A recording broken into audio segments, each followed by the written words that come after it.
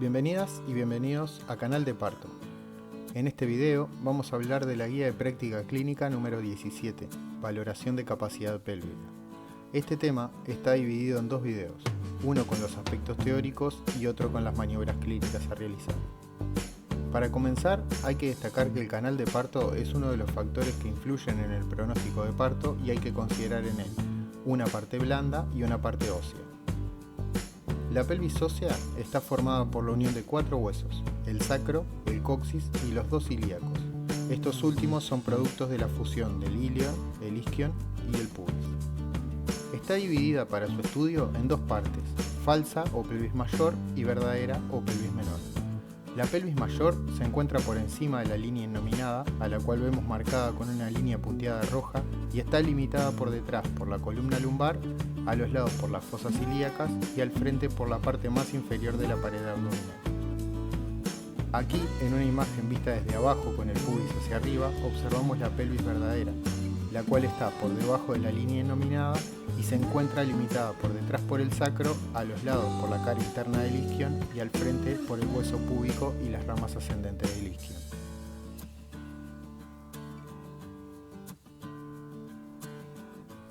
El estudio de la pelvis ósea nos permite reconocer los principales accidentes anatómicos de la pelvis femenina, identificar el descenso de la presentación en relación a los planos de Hodge, evaluar la amplitud o capacidad pélvica, diagnosticar desproporción pélvico-fetal, conocer las indicaciones y condiciones para la prueba de parto y determinar el tipo de pelvis.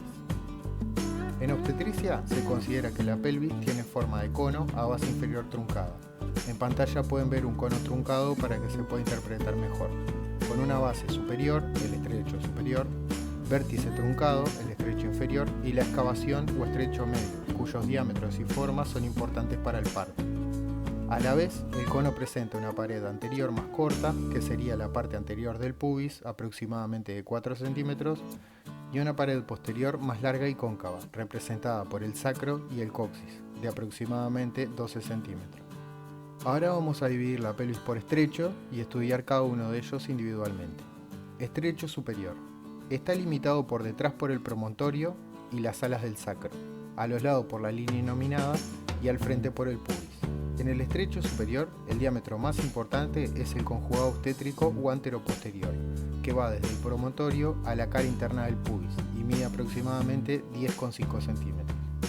El diámetro transverso máximo del estrecho superior mide la parte más distante entre la línea innominada de cada lado, y en condiciones normales mide 13 a 13,5 centímetros. Este diámetro no es útil para el encajamiento por encontrarse muy cerca del promontorio.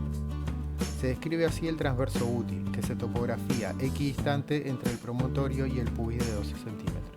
Sin embargo, debido a la interposición de las partes blandas, los transversos disminuyen y los oblicuos son mayores, razón por la cual la presentación suele orientarse en esos diámetros, siendo el diámetro oblicuo izquierdo de 12,5 centímetros el más frecuente utilizado y el derecho de 12 centímetros. Estrecho medio. Está limitado hacia atrás por la curvatura del sacro, a los lados por la cara interna del isquion y hacia adelante por el borde inferior del pubis. Aquí, en una vista desde abajo, donde el pubis queda orientado hacia arriba, se puede apreciar que los diámetros anteroposteriores y oblicuos son iguales, miden aproximadamente 12 centímetros, gracias en parte a la concavidad del sacro. El menor diámetro correspondería al biciático o transverso del estrecho medio que une las espinas ciáticas. El diámetro transverso del estrecho medio o biciático mide normalmente de 10 a 11 centímetros y es el llamado plano de angustia. El eje del estrecho medio es el mismo del eje del estrecho superior, no siendo así el eje del estrecho inferior, el cual cambia de dirección. Este estrecho no es un verdadero plano, sino que se compone de dos triángulos de base común, la línea que une ambas tuberosidades isquiáticas, y cuyo ángulo anterior corresponde al borde inferior de la sínfisis y su ángulo posterior al coxis. Sus límites laterales son los ligamentos sacrociáticos y las tuberosidades isquiáticas. Eje pelviano, también llamado curva de Carus, es la unión de los ejes de los múltiples planos existentes entre el estrecho superior y el inferior, y debe ser respetado por el feto en el mecanismo de parto. A esto hacíamos referencia cuando decíamos que el eje del estrecho superior era el mismo del estrecho medio y el eje del estrecho inferior cambiaba. Para hacer esto más entendible, si la gestante se encuentra en posición ginecológica, el eje del estrecho superior se prolongará hacia los pies del obstetra ubicado delante de la paciente y el eje del estrecho inferior quedaría orientado hacia su cara. Planos de Hodge. Paralelos entre sí, permiten conocer a qué altura de la pelvis se encuentra el polo fetal. Primer plano, coincide con el estrecho superior. Es una línea imaginaria que va desde el promontorio hacia el borde superior de la sínfisis púbica.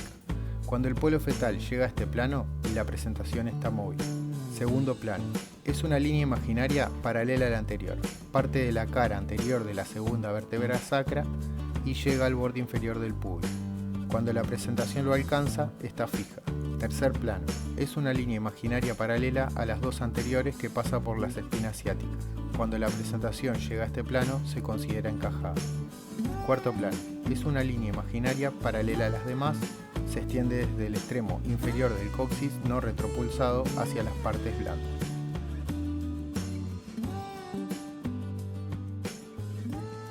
Hasta aquí llegó nuestro primer video de valoración de capacidad pélvica que se corresponde con la guía de práctica clínica número 17. Esperamos sea de su agrado. Muchas gracias.